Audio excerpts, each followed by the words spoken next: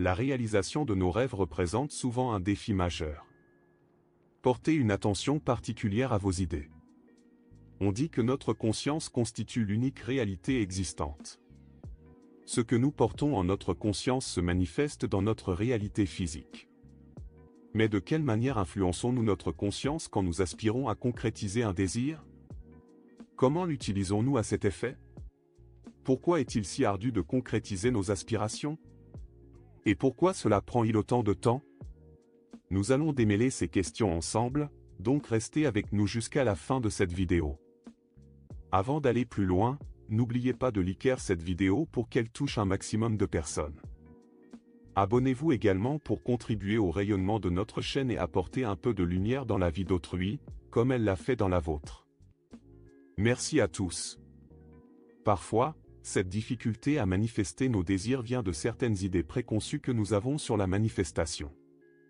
C'est pourquoi je souhaite partager avec vous quelques notions clés qui, une fois bien comprises et appliquées, peuvent faciliter des manifestations extraordinaires. Mon but est de vous aider à éliminer les obstacles qui entravent votre chemin, comprendre la vraie et la fausse nature du désir. Depuis toujours, la société, l'éducation, nos amis et notre famille nous ont appris que désirer signifie aspirer à obtenir, être, ou faire quelque chose que nous ne sommes pas ou que nous n'avons pas actuellement. Le désir a été implanté dans notre conscience comme le fait d'aspirer à quelque chose d'éloigné de nous, quelque chose que nous ne possédons pas. Nous avons ainsi appris à interpréter le désir comme une quête pour ajouter ou atteindre quelque chose. Puisque notre conscience est notre seule réalité, elle est faussement conditionnée à croire que désirer signifie convoiter ce que l'on n'a pas. Par conséquent, nous en venons à croire que ce que nous désirons n'existe tout simplement pas. Il est primordial de changer cette fausse perception et de la remplacer par la véritable essence du désir. Que signifie réellement désirer? Lorsque votre téléphone vibre, cela indique que vous avez reçu un message ou un appel. Cela signifie que vous avez déjà reçu un message ou un appel. Cela ne veut pas dire que dans 5 minutes quelqu'un vous appellera ou vous enverra un message, vous n'avez pas à attendre, car cela existe déjà. C'est la même chose pour votre notification Facebook, le symbole rouge avec un chiffre indique que vous avez déjà reçu un ou plusieurs messages ou notifications. Tout comme pour le téléphone, cela ne signifie pas qu'un événement est sur le point de se produire, mais qu'il s'est déjà produit. Il en va de même pour le désir, c'est une alerte indiquant que vous possédez déjà quelque chose dans votre vie. Dieu, présent en vous, vous envoie une notification sous forme de désir pour vous signaler que vous possédez déjà quelque chose. Si votre téléphone ou Facebook ne vous signalait jamais les messages ou les appels, vous ne sauriez jamais qu'ils existent. Grâce au téléphone et à Facebook, vous savez exactement quand vous recevez ces messages ou appels. De la même manière, nous sommes comparables à des téléphones portables, le désir est une notification nous informant qu'un événement vient de se produire dans notre vie, que nous possédons déjà quelque chose. C'est comme si Dieu disait, « Je te donne ceci » et envoyait une alerte sous forme de désir. Je suis conscient que cet exemple peut être difficile à accepter, mais si vous Lorsque votre téléphone sonne, vous savez que vous avez reçu un appel, vous n'avez pas à attendre, car il est déjà là. Toutefois, si vous ne prenez pas l'appel, vous le manquerez. Comment accueillir ce que vous possédez déjà? La réponse réside dans l'imagination. Bien que vous possédiez déjà quelque chose, le désir se manifeste lorsque cet objet est temporairement invisible, et nos yeux physiques ne peuvent pas le percevoir. Mais nous pouvons le voir avec les yeux de notre imagination. Ainsi, lorsque vous aspirez à quelque chose, sachez qu'il est déjà avec vous, et commencez à le visualiser avec votre imagination. Bientôt, cet objet prendra forme et couleur et deviendra visible à vos yeux physiques. Si vous ne le voyez pas encore, vous savez qu'il est là, et si vous fermez les yeux, vous pouvez le visualiser dans votre imagination. Rappelez-vous que tout ce que vous appréciez dans votre imagination devient visible dans le monde physique. Il existe 2 mondes, le visible et l'invisible. Le monde visible est perçu par nos sens physiques, tandis que le monde invisible est ce que nous appréhendons avec notre imagination. Les 2 mondes sont entièrement réels. Ce que vous voyez dans le monde visible est aussi réel que ce que vous visualisez dans le monde invisible. Cependant, le monde visible est régi par le monde invisible. Dans le monde invisible, vous possédez déjà tout, chaque voiture, chaque maison, toute la richesse et une multitude d'expériences. C'est comme votre entrepôt personnel, où tout est à votre portée. Que vous le croyez ou non, vous avez déjà tout, et rien ne vous manque. Pour matérialiser quelque chose dans le monde physique, vous devez d'abord accéder à votre entrepôt, et cela se fait par le biais de votre imagination. Votre imagination est la clé d'accès au monde invisible. Une fois dans le monde invisible, prenez dans votre entrepôt ce que vous souhaitez matérialiser dans le monde physique. À partir de là, grâce à votre imagination, commencez à jouir de ce que vous avez pris possession. Souvenez-vous que le monde imaginaire est entièrement réel, et ce que vous avez pris en possession existe véritablement, ce n'est pas une fiction.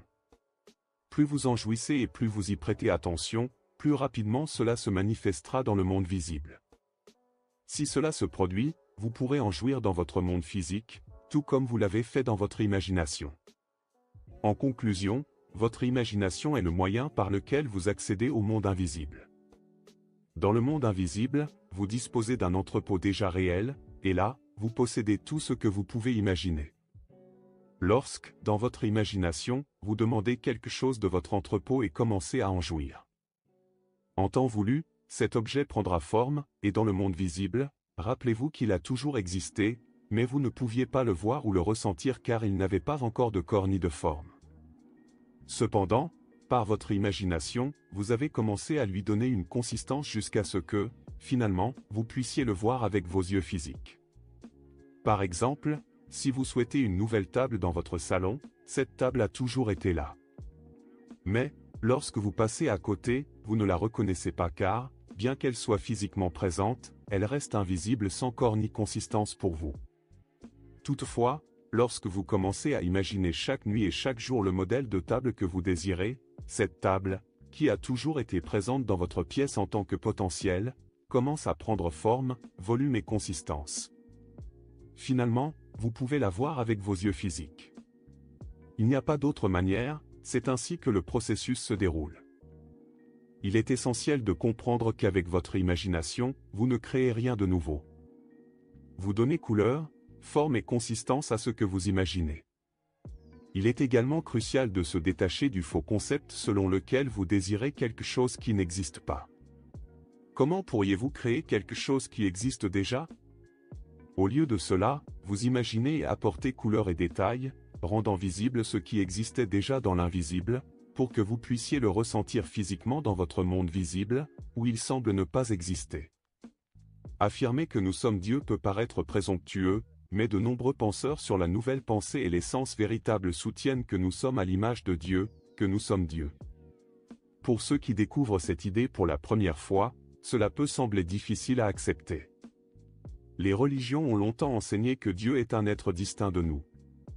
Cependant, en approfondissant l'étude de la vérité, on commence à saisir que Dieu est notre propre imagination, c'est-à-dire nous-mêmes. Nous sommes Dieu. Si vous saisissez le vrai sens de cette affirmation, vous comprendrez qu'il ne vous manque rien dans la vie. Envisagez Dieu s'il était physiquement présent, aurait-il besoin d'acquérir un cahier, par exemple? Non, car en tant qu'omnipotent, il possède le monde entier, ayant tout créé. Il possède donc ce cahier. Puisqu'il a déjà tout, il ne manque de rien sur le plan matériel. Dieu possède déjà toutes les maisons, télévisions, animaux de compagnie, téléphones portables, absolument tout, y compris l'argent, car il est le créateur de toutes choses, tant celles déjà inventées que celles qui le seront par les hommes utilisant leur imagination. Puisque l'imagination est Dieu, c'est Dieu qui a créé ces inventions. Existe-t-il quelque chose qui n'appartient pas à Dieu? Pourriez-vous imaginer Dieu mendiant un sou alors qu'il possède toute la richesse du monde? Pourriez-vous l'imaginer frustré par un objet matériel alors qu'il détient tout ce qui existe? Pourriez-vous voir Dieu comme un patient hospitalisé alors qu'il est l'omnipotent, le donneur de toute vie? Si vous comprenez que Dieu, qui est l'imagination, possède tout, vous devez également réaliser que rien, absolument rien, ne vous manque. Si vous désirez un bien matériel, sachez que vous en êtes déjà le propriétaire. Si vous convoitez de l'argent, ne le désirez pas car vous l'avez déjà. Visualisez-vous en possession de ce que vous désirez. Si votre but est de surmonter une maladie, que ce soit la vôtre ou celle d'un proche, affirmez simplement que vous ou cette personne, en tant qu'incarnation de Dieu, ne pouvez être atteint par aucune maladie. Visualisez-vous ou la personne concernée en parfaite santé, car cela correspond à votre nature divine. J'espère de tout cœur que vous saisirez que, dans les faits, vous n'avez besoin de rien puisque tout vous appartient déjà. Il est inutile de s'alarmer pour un quelconque désaccord avec autrui, car cet autre est également une manifestation de Dieu, et Dieu est l'essence même du bien. Il ne connaît pas de conflit avec quoi ou qui que ce soit. Il suffit de savoir que tout est déjà vôtre et de commencer à vous visualiser complet ou en possession de vos aspirations pour qu'elles se concrétisent bientôt. Alors, n'hésitez plus.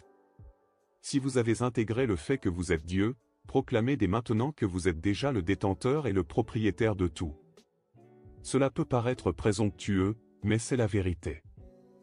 Une fois que vous avez saisi le pouvoir de l'imagination, vous réalisez que tout ce à quoi vous aspirez est déjà à votre portée. Inutile d'attendre sa concrétisation puisque tout existe déjà. L'imagination n'est pas une chimère, un produit de fantaisie ou une illusion de votre esprit. Elle est pleinement réelle. Si vous vous trouvez dans la salle de bain de votre domicile pour ensuite vous diriger vers la cuisine, quelle partie de votre maison est la plus réelle? La salle de bain ou la cuisine? Aucune des deux n'est une illusion. Nous savons qu'il s'agit de deux espaces distincts mais tout aussi réels. L'un n'est pas plus réel que l'autre, ils sont tous deux authentiques.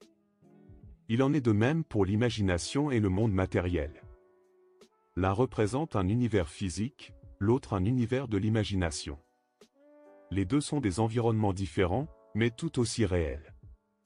Dans l'univers physique, nous naviguons grâce à nos cinq sens, tandis que dans l'univers invisible, nous accédons par notre imagination et nos sensations imaginées. Je le répète, les deux sont réels, mais il existe une différence, la réalité imaginative a une prépondérance sur la réalité physique. Le monde de l'imagination gouverne le monde matériel, et cela ne sera jamais l'inverse. Tout ce que vous expérimentez dans votre imagination est à 100% réel, ce n'est pas un simple fantasme ni une illusion, c'est entièrement vrai, tout comme le monde physique. Néanmoins, ce monde physique se voit modifié par vos expériences imaginatives. Voici une manière de le comprendre, imaginez que vous partez en voyage à l'étranger cette semaine. Vous quittez votre pays natal et, dans la précipitation, vous oubliez votre téléphone portable à la maison. Si l'on vous demande dans ce pays étranger si vous possédez un téléphone, vous répondrez naturellement par l'affirmative. Vous n'avez aucun doute, car même s'il n'est pas physiquement avec vous, vous savez qu'il vous appartient. Il en va de même pour l'imagination et le monde matériel. Quand vous désirez quelque chose, vous possédez déjà cet objet, même s'il n'est pas visible physiquement. L'imagination est votre pays d'origine, où vous savez que vous détenez ce téléphone. Ce pays représente la réalité que vous aspirez à voir se matérialiser. Les deux sont pleinement réels, il est essentiel de comprendre et de ressentir la vérité de cette affirmation. Les univers imaginatifs et matériels sont tout aussi réels. Pendant longtemps, on nous a enseigné le contraire, que seul le monde matériel est authentique et que seules les réalités tangibles comptent.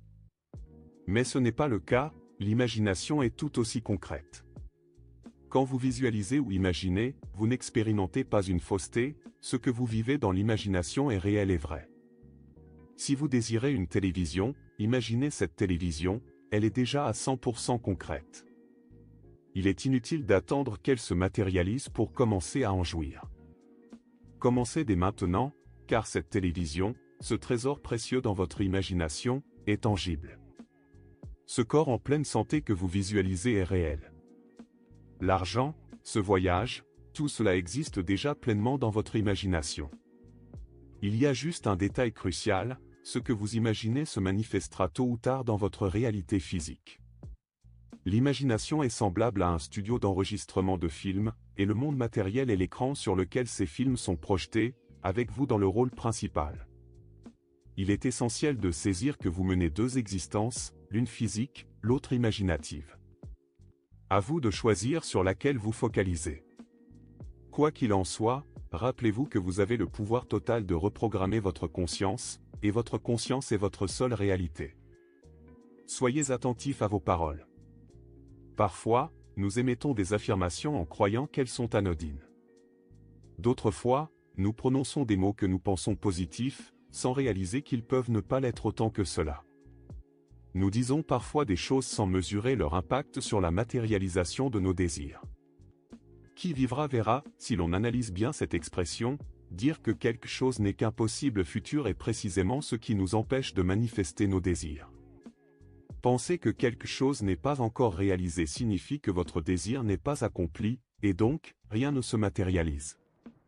Changez cela, vous devez ressentir que c'est déjà une réalité. Dieu sait ce qui est le mieux pour moi. N'avez-vous pas la capacité de discernement pour savoir ce dont vous avez besoin dans votre vie? Personne d'autre que vous ne sait ce qui est le meilleur pour vous. Si vous affirmez que Dieu sait ce qui est le mieux, vous placez Dieu en dehors de vous-même. Vous admettez que vous n'êtes pas digne de vos désirs, que vous ne savez pas vraiment ce que vous voulez. Un aspect crucial de la matérialisation est de prendre pleinement conscience de ce que vous souhaitez manifester. Si cela ne m'est pas arrivé, c'est que cela ne devait pas m'arriver. Qui décide de ce qui vous est destiné ou non? Vous êtes le maître absolu de votre vie, vous êtes Dieu.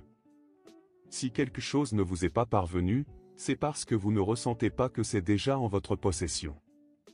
Vous devez comprendre que vous êtes la seule personne qui décide de ce qui vous appartient ou non, et vous faites ça tant que vous pouvez faire absolument tout. Une fois cette question faite, vous êtes défait. Les autres crédits que vous êtes aussi. Tant que vous quittez votre vie se réalisera, rien ne se produira. Arrêtez de vous préoccuper de vos quand ça arrivera, car chaque processus vous entendez insistant. C'est comment le chemin ne vous mènera pas à votre destination. Souvenez que l'humanité est réelle, et tout ce que vit en elle est entièrement vrai. Lorsque vous visualisez votre désir réalisé, vous êtes qui existe déjà. Sans doute, vous êtes qu'une autre réelle juste par de l'imaginer, il devient utile de se demander comment se concrétisera. Pourquoi comment se réaliser ce mitra? Cela n'a aucun sens. C'est comme enfin que le dit et je sais. Alors, ne vous inquiétez plus, détendez-vous et appréciez ce qui est déjà vôtre. Voilà le message essentiel que je tenais à partager.